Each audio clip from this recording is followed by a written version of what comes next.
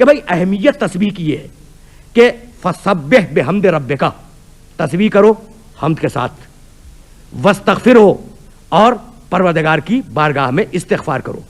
خدا کی قسم اس سے بہتر فارمولہ استغفار کا اور دعاؤں کو قبول کروانے کا ممکن نہیں ہے جو اس آیہ مبارکہ میں موجود ہے.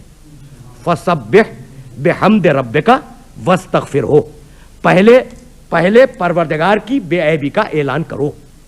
جب پروردگار کی بے عیبی کا اعلان کر لو تو اس کی حمد کرو، اور جب حمد کر کے اسے راضی کر لو تو اب استغفار کرو. تو چونکہ اس کی رضا تم سے قریب آ گئی ہے تو اب تمہاری مغفرت کا امکان پایا جاتا ہے. بھائی اس بات کو ذرا سا میں اور واضح کر دوں تاکہ یہ بات آپ کے سامنے کھل کر آ جائے. سورہ صافات 37واں سورہ ہے قرآن مجید کا، اور اس سورے میں پروردگار نے کہا کہ ایک مچھلی نے یونس کو نگل لیا.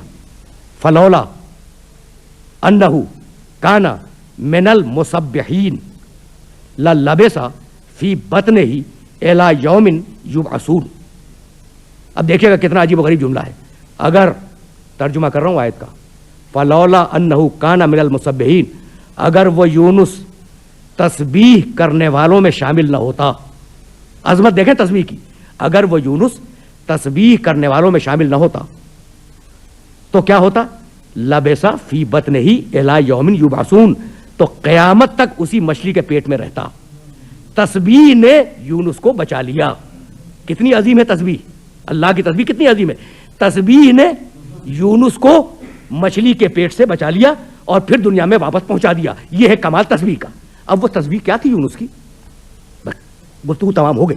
اب وہ یونس کی تسبیح کیا تھی؟ تو دوسری منزل فکر پر پروردگار عالم نے یونس کی تسبیح بتلائی. لا الہ الا انت سبحانک انی کنت من الظالمین. بھائی عجیب و غریب مرحلہ فکر ہے. اب دیکھیے یہ تسبیح اگر سمجھ میں آ گئی تو میں سمجھوں گا کہ میرا آج کا پیغام مکمل ہوا اور میری گفتگو تمام ہو گئی. لا الہ الا انت، پروردگار کوئی معبود نہیں ہے، فقط تو معبود ہے. سبحانک، اور پروردگار تو ہر عیب سے پاک ہے. انی کنت من الظالمین، اور پروردگار میں واقعاً ظالموں میں تھا اور مجھ سے ظلم ہو گیا. قرآن کہتا ہے اس آیت کے بعد پروردگار کے جملوں کو کوٹ کیا قرآن مجید نے کہ ہم نے یونس کو غم سے نجات دے دی، ہم نے یونس کو بچا لیا، ہم نے یونس کو نجات دے دی غم سے، اور ہم نے یونس کو بچا لیا. بھائی فارمولہ کیا ہے؟ کس بنیاد پہ نجات دے دی؟ لا الہ، پہلے سارے باطل خداؤں کی نفی کرو.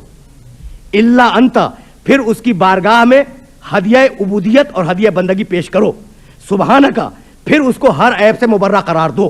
جب 3 مرحلوں سے گزر لو تو پھر کہو انی کنت من الظالمین، پروردگار میری دعا کو قبول کر لے اور میری توبہ کو قبول کر لے.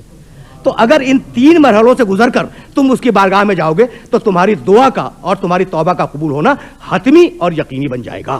وآخر دعوانا ان الحمدللہ رب العالمین.